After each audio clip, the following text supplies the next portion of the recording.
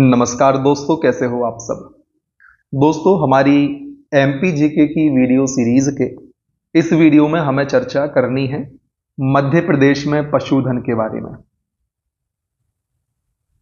इस चर्चा का आधार क्या होगा, सबसे पहले हम उसको देख लेते हैं कि किन किन बिंदुओं के अंतर्गत हम इस टॉपिक को कवर करने वाले हैं। तो सबसे पहले हम जानेंगे मध्य प्रदेश के प्रमुख पशु एवं प्रजातियों के बारे में। फिर देखेंगे पशु गणना 2019 को। जैसी जनगणना होती है जनसंख्या की, वैसी ही पशुओं की जनसंख्या की भी गणना होती है। ठीक। फिर बात की जाएगी प्रजनन केंद्रों की और पशुओं से संबंधित जो भी तमाम प्रकार के केंद्र मध्य प्रदेश में स्थित है उनकी हम बात करेंगे। पशुओं से संबंधित रोग की हम बात करेंगे। गवर्नमेंट ने कौन कौन सी स्कीम्स योजनाएं चलाई हैं पशुओं के लिए, उनकी बात करेंगे। फिर जो मिसलेनियस फैक्ट होंगे उनकी हम बात करेंगे। विविध तथ्यों की या अन्य तथ्यों की हम चर्चा करेंगे। तो दोस्तों, सबसे पहले आपको अपनी स्क्रीन पर नजरें जमानी है और जो मैप आपके सामने दर्शाया गया है उसका अध्ययन अच्छे तरीके से करना है, उसको अच्छे तरीके से देखना है। बहुत सारे फैक्ट आपके इस मैप से कवर होने वाले हैं। जैसे कि सबसे अधिक भैंसें कहाँ पाई जाती हैं, तो मध्य प्रदेश के मुरैना जिले में पाई जाती हैं। ठीक है, भैंसें कहाँ पर, मुरैना में। और यदि हम भेड़ की बात करें तो भेड़ शिवपुरी में पाया जाता है।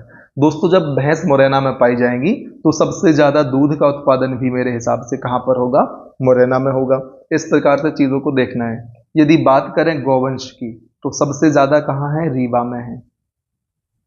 ठीक। अब बात हम करते हैं पशु घनत्व की। तो आपको ध्यान रखना है कि दोस्तों झाबुआ में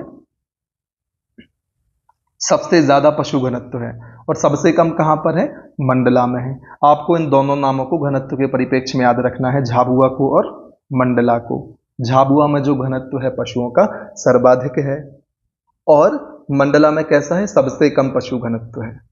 ये तो हमने की डेंसिटी की बात की, पर किलोमीटर में कितने पशु हैं, तो सबसे ज्यादा झाबुआ में है, सबसे कम मंडला में है। अब बात कर लेते हैं पशुओं की संख्या के आधार पर। तो सबसे कम पशु दोस्तों कहां पर है, भोपाल में है। और सबसे ज्यादा कहां पर है, धार में है। तो यह भी याद रखें कि सबसे ज्यादा पशु कहां पर है, धार में है, और सबसे कम पशु कहां पर है, भोपाल में है। इन चीजों को याद रखना है। इनको ध्यान रखते समय आपको इस बात में कंफ्यूज नहीं होना कि पशु घनत्व और पशु संख्या। पशु घनत्व में सबसे ज्यादा क्या है, झाबुआ है, सबसे कम मंडला। लेकिन पशुओं की संख्या में या सर्वाधिक पशुओं में सबसे ज्यादा पशु धार में पाए जाते हैं और सबसे कम भोपाल में पाए जाते हैं। और दोस्तों, धार में ही सबसे ज्यादा बकरी भी पाई जाती है। ठीक। फिर बात करते हैं ऊंट की। तो दोस्तों, ऊंट मंदसौर में पाए जाते हैं सबसे ज्यादा। हम जानते हैं ऊंट रेगिस्तान में चला करते हैं। रेगिस्तान हमारे यहाँ पर कहाँ पर है, राजस्थान में बहुत ज्यादा थार का मरुस्थल है। तो दोस्तों, राजस्थान के पास सबसे ज्यादा मंदसौर दिखाई दे रहा है फिलहाल इस नक्शे में हमें। तो आप उस आधार पर भी इसको एलिमिनेट करके मंदसौर तक पहुंच सकते हैं। खैर, आपको ध्यान ही रख लेना है। एक बार फिर से देख लेते हैं। सबसे ज्यादा भैंस मुरैना में है तो दूध भी वहीं होगा। सबसे ज्यादा भेड़ शिवपुरी में है। अब कैसे याद रखेंगे, भेड़ से दोस्तों ऊन बनाई जाती है। तो सबसे ज्यादा ठंडी मध्य प्रदेश में कहाँ होती है, तो शिवपुरी में होती है। तो आप निमोनिक्स बना सकते हैं कि भेड़ सबसे ज्यादा शिवपुरी में है, वहां ठंडी ज्यादा होती है। फिर दोस्तों, सर्वाधिक गौवंश रीवा में है।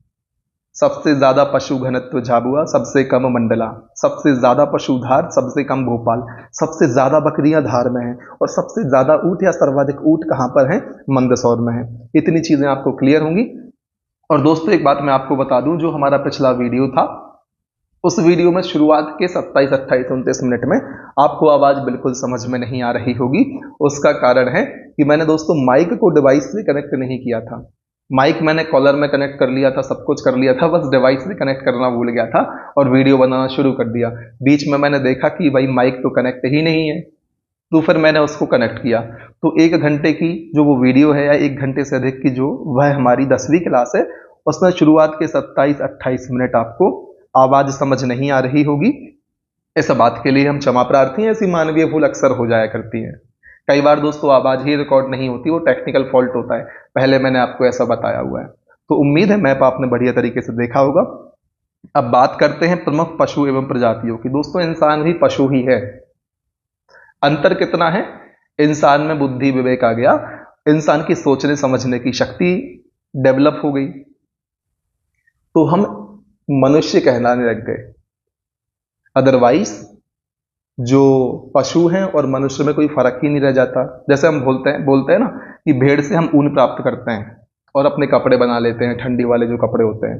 सोचो यदि मनुष्य में सोचने समझने की क्षमता, तार्किकता नहीं होती, उसका मस्तिष्क इतना विकसित नहीं होता और भेड़ का मस्तिष्क विकसित हो गया होता या बाकी जानवरों का विकसित हो गया होता, तो हमारे बालों से ये अपने कपड़े बना रहे होते और हम पर राज कर रहे होते।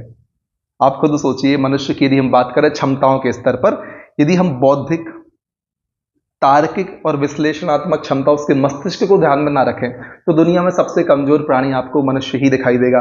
ताकत में भी कम है, हाथी, शेर, चीता, भालू सब उससे ज्यादा ताकतवर हैं। हम उतना तेज भाग भी नहीं सकते, हिरण, खरगोश हमसे कई गुना ज्यादा तेज भागते हैं, बिल्ली वगैरह, तो हम सबसे कमजोर हैं। एकमात्र चीज जो हमें पशुओं से ऊपर उठाकर पूरे ब्रह्मांड की सर्वश्रेष्ठ प्रजाति बनाती है, वह है हमारी बौद्धिक क्षमता, हमारी सोचने समझने की, तर्क करने की शक्ति।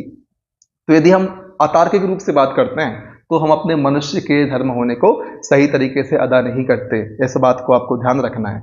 हम मनुष्य हैं तो हमें किसी भी हर एक चीज को तार्किकता पर या तार्किकता के पैमाने पर कसना है, उसके बाद सोचना है, तभी हम उस पर मनुष्य की परिभाषा को सार्थकता प्रदान कर पाएंगे।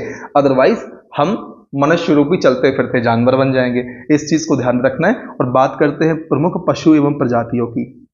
तो सबसे पहले देखते हैं गाय। जैसी हमने फसलों की प्रजातियां पढ़ी थी, आयल्या, अलंकार, प्रतिकार, समृद्धि, पीएस 1024, ये थी सोयाबीन की। श्रीमुखी, बाहुबली किसकी प्रजातियां थी? गन्ने की। ठीक ही नहीं थी? उसी प्रकार से आपको पशुओं की प्रजातियां भी याद रखनी है, क्योंकि एमपीपीएससी अक्सर पूछ लेता है कि यह प्रजाति निम्न में से किस पशु की है, या निम्न में से कौन सी गाय की प्रजाति है, बकरी की प्रजाति है। तमाम प्रकार से आपसे प्रश्न पूछता है। तो आप उन प्रश्नों के आंसर कैसे देंगे? जब आप इनमें से अधिकतम को याद कर लेंगे। अधिकतम को याद करने से पूरे याद भी नहीं करेंगे, कुछ भी आपने याद कर लिए तो 4 विकल्पों में से बहुत सारे आप एलिमिनेट कर जाएंगे और सही आंसर तक पहुंच जाएंगे। तो बात करते हैं दोस्तों सबसे पहले पशुओं की प्रजाति में कि आखिर गाय की कौन कौन सी प्रजातियां मुख्य रूप से मध्य प्रदेश में पाई जाती हैं। तो दोस्तों मालवी, साहीवाल, थार पारकर, दहार पारकर, गिर, जर्सी और निवाड़ी, इतना आपको ध्यान रखना है। मालवी और निवाड़ी तो आप एरिया वाइज याद रख लेंगे कि निवाड़ क्षेत्र भी मध्य प्रदेश में है और मालवा क्षेत्र भी है। तो साहीवाल, थार पारकर, दहार पारकर, गिर और जर्सी। गिर और जर्सी के नाम तो आपने सामान्यतः सुने ही होंगे अपने आसपास, ठीक है। तो साहीवाल, थार पारकर, दहार पारकर याद रख लें। बहुत लोगों ने ये भी सुने होंगे तो आपको ऑटोमेटिक याद होगी। कौन कौन सी? मालवी, साहीवाल, थार पारकर, दहार पारकर, गिर, जर्सी और निवाड़ी, ये प्रमुख प्रजातियां हैं गाय की जो मध्य प्रदेश में पाई जाती हैं। अब दोस्तों निवाड़ी गाय को हम कहते हैं निवाड़ की रानी और मालवी गाय को कह देते हैं मालवा की रानी, ठीक। फिर बात करते हैं बकरी की। तो दोस्तों जमुनापरी, सिरोही, बीतल और बारबरी, ये बकरी की प्रजातियां हैं। कौन कौन सी? जमुनापरी, सिरोही, बीतल, बारबरी। जमुनापरी, सिरोही, बीतल, बारबरी बकरी की प्रजातियां हैं। फिर बात करते हैं भैंस की। तो बंधवारी, मुर्रा, भदावरी, महसाना। कौन कौन सी? बंधवारी, मुर्रा, भदावरी, महसाना किसकी प्रजातियां हैं? भैंस की प्रजातियां हैं। आपको गाय और भैंस में कंफ्यूज नहीं होना। भैंस की 4 प्रजातियां याद कर लो और फिर गाय में कंफ्यूज नहीं होना, साथ में बोलना है आपको। बोलिए, बंधवारी, मुर्रा, भदावरी, महसाना किसकी प्रजातियां हैं? भैंस की प्रजातियां हैं। तो इस प्रकार की आप इनको याद कर सकते हैं। सुअर की बात करें तो व्हाइट, यॉर्कशायर और नरबराह, ये सुअर की प्रजातियां हैं, ठीक। व्हाइट, यॉर्कशायर और नरबराह सुअर की प्रजातियां हैं। दोस्तों मैं बार बार टंग ट्विस्ट नहीं हो पा रही सही से। तो सुअर की प्रजातियां कौन कौन सी हैं? व्हाइट, यॉर्कशायर और नरबराह है सुअर की प्रजातियां। अब बात करते हैं मुर्गी प्रजाति की। अब दोस्तों मुर्गी देसी भी है और विदेशी भी है। देसी नस्लों की बात करें तो श्याम, कड़कनाथ, निर्भीक, असील, एक बार में याद करें, श्याम, कड़कनाथ, निर्भीक और असील, ये है मुर्गी की प्रजातियां देसी। और व्हाइट लेग हॉर्न और रोड आइलैंड, नाम से ही समझ में आ रहे हैं इंग्लिश टाइप के विदेशी नाम लग रहे हैं, तो विदेशी प्रजातियां हो गई। कौन कौन सी? व्हाइट लेग हॉर्न और रोड आइलैंड। दोस्तों व्हाइट सुअर में भी आ रहा था लेकिन व्हाइट यॉर्कशायर था। तो व्हाइट लेग हॉर्न किसकी है? मुर्गी की प्रजाति है। और व्हाइट यॉर्कशायर किसकी है? सुअर की प्रजाति है। विशेष तथ्य की बात करें मुर्गी में तो दोस्तों मध्य प्रदेश का गौरव कहलाता है कड़कनाथ मुर्गा, और लोग इसको खा लेते हैं। मध्य प्रदेश के गौरव को खा खा के खत्म कर रहे हैं लोग, ठीक है।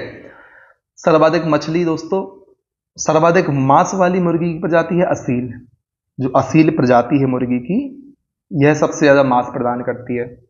ठीक है, इस चीज को आपको ध्यान रखना है। फिर बात करते हैं गौवंश की। अब जो हमने मैप में देखा था, गौवंश, भैंस सबसे ज्यादा, ऊंट सबसे ज्यादा, बकरी सबसे ज्यादा, तो अब इनकी विस्तार से हम चर्चा कर लेंगे। ठीक, सबसे पहले देख लीजिए कि भाई गौवंश में किसको शामिल करते हैं, गाय और बैल को शामिल कर लेते हैं।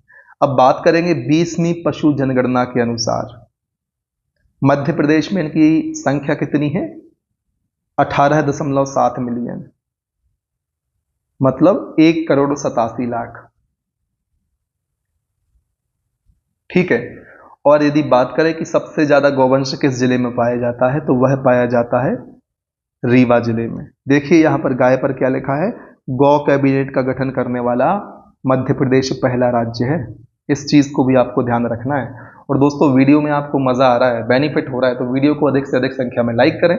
मैं देख रहा हूं जो शुरुआती वीडियो थे उसमें आप लोगों ने काफी सपोर्ट किया, बहुत ज्यादा प्यार दिया, और जैसे जैसे वीडियो की संख्या बढ़ती जा रही है तो आपका सपोर्ट, आपका समर्थन कम होता जा रहा है। बल्कि शुरुआत से लेकर अंत तक लगातार आपका सपोर्ट बढ़ना चाहिए, तभी मेरे जैसा जो आपको पढ़ाने वाला इंसान है उसको मोटिवेशन और उसको क्या बोलते हैं, मनोबल मिलेगा अंदर से, और आपको लगातार मेहनत करेगा। तो अभी आपके सबसे ज्यादा सपोर्ट की जरूरत है। तो आप वीडियो को लाइक कर दें अधिक से अधिक संख्या में, और बहुत सारे विद्यार्थियों तक शेयर भी करें, ताकि वे भी इस सुविधा का लाभ ले पाएं। कमेंट में अपने सवाल भी पूछें, अपने सुझाव भी दें, और वीडियो कैसा लगा यह भी बताएं। ठीक है, और आपस में भी एक दूसरे की मदद कर सकते हैं। कुछ विद्यार्थी करते भी हैं, मैंने देखा है अक्सर कमेंट में कोई विद्यार्थी कुछ प्रश्न मुझसे पूछता है, और मान लो मैं सभी कमेंट के रिप्लाई नहीं दे पाता, मैं वीडियो के माध्यम से आपको रिप्लाई देता हूं, तो बहुत सारे विद्यार्थी खुद से ही रिप्लाई कर देते हैं। ये बहुत बढ़िया चीज है। तो आपस में ही कोऑर्डिनेशन बनाकर एक दूसरे की सहायता भी करनी है आपके लिए। ठीक है, तो चलिए आगे बढ़ लेते हैं। सबसे ज्यादा गौवंश किस जिले में है, रीवा जिले में है। अब आपको ध्यान रखना है, महत्वपूर्ण फैक्ट है, भारत का दोस्तों पहला गौ अभयारण्य मध्य प्रदेश के सालरिया ग्राम आगरमालवा में स्थापित किया गया। सबसे पहला गौ अभयारण्य भारत का कहाँ स्थापित किया गया, एक सालरिया ग्राम है, सालरिया गांव है, कहां पर है, मध्य प्रदेश के आगरमालवा में है। यहां पर स्थापित किया गया देश का पहला गौ अभयारण्य। फिर बात करते हैं दोस्तों, हाल ही में मध्य प्रदेश के खरगोन जिले में गौ एम्बुलेंस सेवा शुरू की गई। कहां पर शुरू की गई गौ एम्बुलेंस सेवा, मध्य प्रदेश के खरगोन जिले में शुरू की गई। आपको इस फैक्ट को भी ध्यान रखना है गौ एम्बुलेंस सेवा को लेकर। ठीक है, कहीं से भी आपके एग्जाम में प्रश्न बन सकता है। फिर दोस्तों, जो नस्लें लिखी हुई हैं गाय की, मालवी, निवाड़ी, दहाड़ पारकर, ठाड़ पारकर, जर्सी गिर, इनकी चर्चा तो हम पहले ही कर चुके हैं। हमने यह भी जान लिया है कि निवाड़ी गाय को हम निवाड़ की रानी कहते हैं, और मालवी गाय को हम मालवा की रानी कहते हैं। फिर बात करते हैं भैंस की। दोस्तों, भैंस सबसे ज्यादा कहाँ पाई जाती है, मुरैना में पाई जाती हैं। इसकी चर्चा हमने पहले ही कर ली है। ठीक है, तो भैंस कहती है कि आप गाय को माता बोलते हो, तो मैं गाय की बहन हूं, तो आपकी मौसी कहलाई।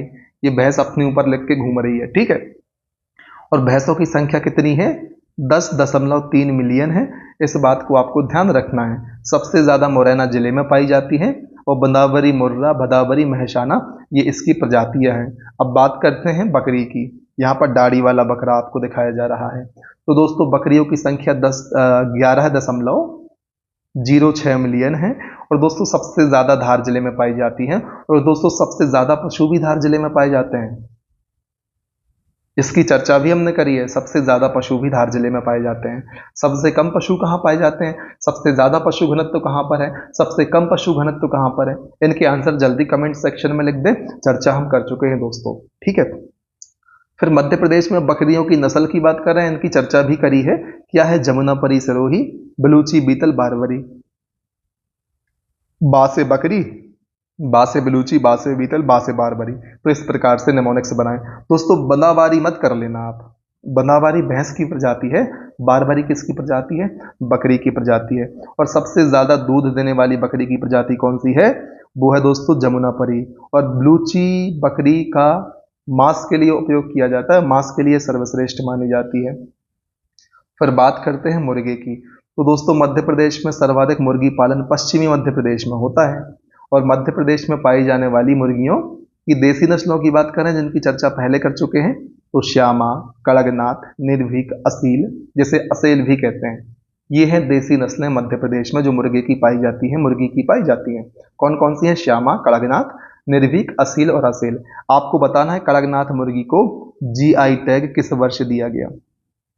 फिर दोस्तों मध्य प्रदेश में पाई जाने वाली विदेशी मुर्गियों में लेग हॉर्न और रोड आइलैंड है। मध्य प्रदेश का गौरव हम देख चुके हैं, किसे कहते हैं? कड़कनाथ को कहते हैं। रानीखेत दोस्तों मुर्गियों में होने वाला रोग है। अब रानीखेत को आप प्रजाति मत मान लेना कि भाई मुर्गियों की प्रजाति है, रानी आगे लगा हुआ है, लेकिन रानी लगे होने से कुछ नहीं होता, क्योंकि यह मुर्गियों में होने वाला रोग है। फिर दोस्तों असेल मुर्गी सर्वाधिक मांस देने वाली है, चर्चा पहले की जा चुकी है। लेग हॉर्न है दोस्तों सर्वाधिक अंडा देने वाली मुर्गियों की प्रजाति है। तो इस प्रकार से आप इनको याद रख सकते हैं। ठीक है, पहले ऊपर ऊपर के फैक्ट याद करें, पर जैसे जैसे समय बीतता जाए आपका रिवीजन ज्यादा होता जाए, फैक्ट्स की गहराई आप बढ़ाते जाएं। ठीक है, इस प्रकार से आपको तैयारी को जारी रखना है। फिर बात करते हैं भेड़ की, जिसके ऊपर से ऊन उतार कर हम अपने कपड़े बनाते हैं। ध्यान रखना है दोस्तों, हम इंसान हैं, कारण है, हम सबसे ऊपर और सर्वश्रेष्ठ प्रजाति क्यों है? हमारी सोचने समझने की तार्किकता, हमारे मस्तिष्क का अधिक विकास हुआ है।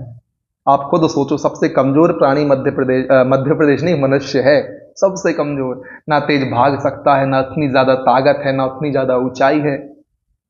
हम बोलते ना कि ये प्रजातियां विलुप्त हो गई। यदि हम में दिमाग नहीं होता, तार्किकता नहीं होती, तो आज हम यह सुन रहे होते कि मध्य प्रदेश, हम नहीं सुन रहे होते, जो बचे होते। यदि किसी दूसरे जानवर में दिमाग होता तो आज वो राज कर रहा होता, वो पढ़ रहा होता कि होमोसेपियंस आज से 2 लाख वर्ष पूर्व विलुप्त हो गए, ऐसे ऐसे हुआ करते थे। हम आज क्यों हैं? हम में भले ताकत नहीं है, लेकिन हमने ऐसे ऐसे हथियार बनाए जो हमारी सुरक्षा के लिए हैं। हम में दिमाग है ताकि हम हर सारे खतरों से बचे रहते हैं। तो उसका आधार है हमारा दिमाग, हमारी तार्किकता। तो हम विद्यार्थी हैं, ना सिर्फ विद्यार्थी बल्कि सभी व्यक्तियों को, सभी मनुष्यों को जो भी चर्चा करें, जो भी बात उनके सामने आए, हर फैक्ट को तार्किकता पर कसना चाहिए, उसके बाद ही उनको अपनाना चाहिए। यही परिभाषा है मनुष्य होने की। ठीक है, नहीं तो भेड़ है, इसका उपयोग हम करते हैं ऊन प्राप्त करने में। हमारे जो सर के बाल है ना, उनका उपयोग कर लेते ब्रश बनाने में और ठंडी के कपड़े बनाने में। यदि हम में बुद्धि नहीं होती, जानवरों में बुद्धि होती, क्योंकि मनुष्य भी जानवर ही है, बस समझदार प्राणी है, इस बात को याद रखना है। आगे बढ़ते हैं दोस्तों, मध्य प्रदेश में सबसे ज्यादा भेड़ कहाँ पाई जाती है? शिवपुरी में पाई जाती है। भेड़ों से ऊन, दूध, मांस प्राप्त किया जाता है। ठीक है, डॉली व नूरी क्या है? भेड़ का विकसित क्लोन है। दोस्तों क्लोन क्या होता है आप बता दें। आपने जब मोबाइल फोन की शॉप पे कभी जाते होंगे तो आप देखते होंगे आपको एक क्लोन या डबी सेट पकड़ाते हैं, तो आपको बताना है क्लोन क्या है, कि भाई इस तरीके से दिखता है, ऐसा ऐसा दिखता है, ऐसा लुक है। तो वही डॉली और नूरी क्लोन है, किसका? भेड़ का। आपको बताना है क्लोन क्या होता है दोस्तों। लेकिन मोबाइल का जो क्लोन है वो प्रॉपर वर्क नहीं करता। यहाँ पर क्लोन का ऐसा नहीं होता। ठीक है, प्रॉपर वर्क करते हैं, मतलब वर्क इन द सेंस कि एक भेड़ ही होती है। ठीक है, और दोस्तों लोही भेड़ की सर्वाधिक दूध देने वाली नस्ल है। और मैरिनो भेड़ दोस्तों प्रमुख विदेशी नस्ल है, जिससे सबसे ज्यादा ऊन प्राप्त किया जाता है। आपको ध्यान क्या रखना है कि जो हमने पढ़ा है अभी, डॉली, नूरी, लोही, मेरिनो, ये सब क्या है? ये सब दोस्तों भेड़ की नस्लें हैं। और मध्य प्रदेश में शिवपुरी में तो सबसे ज्यादा पाई ही जाती हैं। इसके साथ साथ मंदसौर, मेनोरा, टीकमगढ़ आदि स्थानों पर भेड़ प्रजनन केंद्र भी स्थापित किए गए हैं। इस बात को ध्यान रखना है। अब बारी आती है दोस्तों मछली की। मछली जल की रानी है, जीवन इसका पानी है। ठीक है भाई, हाथ लगाओ डर जाती है, बाहर निकालो मर जाती है। तो इनको पानी से बाहर ना निकालें और इनको सुरक्षित महसूस होने दें, ये हमारी जिम्मेदारी बनती है। और सबसे ज्यादा मछली उत्पादक जिला है जबलपुर। मैंने आपको बताया था अंडा, मछली, मटर और टमाटर सबसे ज्यादा उत्पादन कहाँ होता है? इसका जबलपुर में होता है। दोस्तों यदि आंकड़े बदल गए हों तो फिर आपको चेक करने पड़ेंगे। मैंने जो पढ़े हुए हैं पहले, उनके आधार पर मैंने आपको चीजें बताई हैं। मटर, टमाटर, मछली, अंडा, जबलपुर। ठीक है, और मध्य प्रदेश में पाई जाने वाली प्रमुख प्रजातियां हैं common carp, silver Corp, grass Corp. अब जहां कॉर्प दिख जाए वहां आपको मछली की प्रजाति समझना है। जैसे जब हम फसलें पढ़ रहे थे तो कुफरी दिखता था, कुफरी चिप्सोना, कुफरी बादशाह है, तो कुफरी मतलब हम आलू से ले रहे थे, यहाँ कॉर्प दिख जाए तो उसका मतलब आपको मछलियों से लेना है। रोहू, महाशीर, टूना, मिगरल, कतला आदि सभी दोस्तों प्रजातियां हैं मछली की। और दोस्तों महाशीर मध्य प्रदेश की राजकीय मछली है, इसे दर्जा कब मिला था? 2011 में मिला था। पशु, पेड़ और पक्षी को दर्जा कब मिला था राजकीय? आपको ये भी बताना है। अब दोस्तों यहाँ पर सोचने वाली बात यह भी है कि इनको दर्जा ऑटोमेटिक मिल जाता है, इनको प्रयास नहीं करने पड़ते। यदि आपको दर्जा चाहिए किसी चीज़ का, हमें प्रयास करना पड़ता है, क्योंकि हम इंसान हैं और कंपटीशन बहुत ज़्यादा है। यहाँ पर जो विलुप्त हो जाते हैं उनको संरक्षण दिया जाता है, उनको ऑटोमेटिकली इस प्रकार के दर्जे दिए जाते हैं ताकि उनका संरक्षण हो सके। समझ रहे हैं बात को? इस बात को ध्यान रखना है, हमें राजकीय और राष्ट्रीय स्तर पर दर्जा चाहिए। पशु पक्षी तितली वितली होने का नहीं बोल रहा हूं मैं, किसी भी दर्जे की बात कर रहा हूं। किसी बहुत बड़े पद पर पहुंचना है तो हमें प्रयास करना पड़ेगा, क्योंकि मनुष्य दर्जा देने वाला इंसान है। जैसे हमने जानवरों को दिया, तो जानवरों में अंतर है, उनको ऑटोमेटिक मिल जाता है, कोई प्रयास नहीं करने पड़ते। हमें यदि कोई बड़े पद पर पहुंचना है, कोई उच्च दर्जा प्राप्त करना है, तो जान झोंकनी पड़ेगी पूरी। यदि आपको स्वर्ग चाहिए तो मरना भी आपको ही पड़ेगा। दूसरे कितने भी लोग मर जाए, आपको स्वर्ग नहीं मिलेगा। वैसे मैं स्वर्ग नरक पर ज्यादा बिलीव नहीं करता, लेकिन जो समझाने की भाषा होती है उसमें मैंने आपको बताया है। आपको ज्यादा चमकना है तो आपको ज्यादा तपना भी पड़ेगा, ये बिल्कुल फैक्ट है। तो बस पढ़ते रहें, मेहनत करते रहें। हम बात करते हैं पशु गणना 2019 की। मध्य प्रदेश में कुल 40.69 मिलियन पशु पाए जाते हैं। किस पशु गणना के अनुसार? 2019 की पशु गणना के अनुसार। और दोस्तों गाय सबसे ज्यादा पाया जाने वाला पशु है मध्य प्रदेश में। कब की जनगणना? 19 की जनगणना। और दोस्तों जो पशु जनगणना होती है, पशु गणना होती है, 5 वर्ष में एक बार की जाती है। तो अभी 19 में हुई थी, इसके पहले कब हुई होगी? 14 में हुई होगी। अब कब होगी? 24 में होगी। तो ये याद रखना है, पशु गणना हर 5 साल में होती है। इस फैक्ट को भी नहीं बोलना है। जैसे हम लोग की हर 10 साल में होती है ना, जो मनुष्यों की जनगणना होती है, पशुओं की हर 5 साल में होती है। अब पशु जनगणना के अनुसार हम संख्या और प्रतिशत देख लेते हैं। गौवंश कितना है? 18.7 मिलियन है। इसमें से गाय है कितनी? 12.6 मिलियन। बैल है कितने? 6.1 मिलियन। प्रतिशत है 46.12% कुल पशुओं का। बकरी है 11.06 मिलियन, 27.24%। इन प्रतिशतों को आप ना याद रखें, शुरू के 3 याद कर लें, बाकी ज्यादा परेशान ना हो। भैंस का वंश 10.3 मिलियन, प्रतिशत है 25.37। बाकी इनकी संख्या वगैरह आप याद ना रखें, आपका काम चलेगा। मैं आपको फिर भी बता देता हूं, क्रम जरूर याद रख लें। सबसे ज्यादा है गाय या गौवंश, फिर बकरी, फिर भैंस, चौथे पे भेड़ है, 5वें पे सूअर है, 6वें पे घोड़ा। तो टॉप 5-6 आप याद कर लें, टॉप 3 तक का ये आंकड़ा याद कर लें, आपका काम चल जाएगा। ज्यादा तनाव नहीं लेना। भेड़ कितने हैं? 3.2 लाख, 0.8%। सूअर 1.6 लाख, 0.41%। घोड़ा 0.13 लाख, 0.03%। अन्य पशु हैं 0.03%। कुल पशु हैं 100% तो होने दोस्तों। कुल की बात आ गई है, कितने हैं? 406.2 लाख या 40.69 मिलियन, एक ही बात होती है। ठीक है। घोड़ा कितने हैं? 0.03%, याद रखना है। मैंने घोड़ा फिर से क्यों बोल दिया कि मुझे लगा कि मैंने 0.3 तो नहीं बोल दिया था पहले, इसलिए मैंने उसको फिर से रिपीट कर दिया। अब दोस्तों वही फैक्ट आ गया कि पशु उत्पाद और उत्पादक जिले। तो दोस्तों मैंने आपसे कहा था अंडा में जबलपुर है, मछली में जबलपुर है, मटर और टमाटर इनमें भी जबलपुर है, साथ में याद रख लें ताकि भूलें ना। दूध में मुरैना है, मैंने आपसे कहा था मुरैना में भैंसें सबसे ज्यादा हैं तो दूध भी सबसे ज्यादा होगा। मांस में भोपाल है और ऊन में शिवपुरी है। ऊन में शिवपुरी में भेड़ सबसे ज्यादा है तो ऊन ज्यादा हो गया। मुरैना में भैंस सबसे ज्यादा है तो दूध ज्यादा हो गया। अंडा, मछली, मटर, टमाटर जबलपुर, और मछली में मांस में दोस्तों भोपाल है। इतनी चीजें आपको याद रखना है, आपका जीवन आसान होने वाला है इसके बाद। ठीक है, फिर बारी आती है पशु प्रजनन केंद्रों की। बहुत सारे लिखे हुए हैं, जितना आप कर सके उतना करें और ज्यादा लोड ना लें। आपको चीजें याद नहीं होती तो उनका ज्यादा लोड नहीं लेना, क्योंकि आप भी इंसान हो, जो आपके कॉम्पिटिटर हैं वो भी इंसान है, वो रोबोट तो है नहीं कि उनको डिजाइन किया गया अलग से पढ़ने के लिए। तो जब आपको याद नहीं हो रही तो दोस्तों वो भी इंसान है, किसी को भी याद नहीं होंगी। जिस चीज में आपको समस्या है उस चीज में सबको समस्या है। तो वही, जब सबको समस्या है तो सेम बैटल फील्ड हो गया ना यार, एक जैसा खेल का मैदान हो गया, ना कोई आगे ना कोई पीछे। तो जब ऐसी स्थिति है तो हम चिंता करके तनाव लेके खुद को पीछे क्यों करें जानबूझकर? तनाव एकदम नहीं लेना है। तनाव मुक्त होकर पूरे उन्मुक्त मन से पढ़ाई करनी है और ऊपर उठते जाना है। ठीक है। तो पशु प्रजनन केंद्र यदि गाय, भैंस और सांड के परिप्रेक्ष्य में देखें तो मनोरा टीकमगढ़, रतौना सागर, बदाबदा भोपाल, इमली खेड़ा छिंदवाड़ा, आगर, रोडिया खरगोन, गढ़ी बालाघाट एवं जबलपुर में है। भेड़ प्रजनन केंद्रों की बात करें तो शिवपुरी, मंदसौर, मनोरा, टीकमगढ़ और पडौरा छिंदवाड़ा में है। मुर्गी प्रजनन केंद्रों की बात करें तो रीवा, गुना, झाबुआ, शहडोल, भोपाल, ग्वालियर, इमली खेड़ा, छिंदवाड़ा और इमालिया कटनी में स्थित है। ये तो हो गई प्रजनन केंद्रों की बात। इनको आप फिर से रिपीट कर लें यदि आपको याद नहीं हुए, आपको लगता है कि सर ने तो जल्दी जल्दी बोल दिया, तो आप रिपीट कर सकते हैं। अब देखेंगे पशुओं में होने वाले रोगों को। यहाँ से प्रश्न बनते हैं कि भाई एंथ्रेक्स किसका रोग है, रानीखेत किसका है, थनैल किसका है, तो आपको ध्यान रखना है रानीखेत मुर्गियों का है। गलाघोटू सामान्यतः गाय व भैंस का है। जहरबार जिसे हम ब्लैक क्वार्टर कहते हैं गाय के बछड़े में होता है। एंथ्रेक्स सामान्यतः भेड़, बकरी और घोड़े में होता है। खुरहा, फुट माउथ डिसीज जिसे हम कहते हैं, सुअर और जुगाली करने वाले पशुओं में होता है। थनैल सामान्यतः गाय व भैंस में होता है। अफरा गाय के बछड़े में और लंपी रोग गाय में होता है। इतना आपको ध्यान रख लेना है दोस्तों, आपका काम चल जाएगा। अब बात करते हैं गौ कैबिनेट की। तो दोस्तों मध्य प्रदेश पहला राज्य बना देश का जिसने गौ कैबिनेट का गठन किया। और दोस्तों इसके मुख्यमंत्री होते हैं अध्यक्ष। अध्यक्ष कौन होता है, प्रेसिडेंट कौन होता है, सीएम होते हैं। और अन्य 5 सदस्य इसमें होते हैं। एक अध्यक्ष होता है और 5 अन्य सदस्य होते हैं। इनमें गृह मंत्री, वन मंत्री, कृषि मंत्री, पंचायत एवं ग्रामीण विकास मंत्री और पशुपालन मंत्री, ये कुल 5 इसके मेंबर होते हैं। तो ध्यान रखना गौ कैबिनेट कैसी संस्था है जिसमें एक अध्यक्ष और 5 सदस्य होते हैं।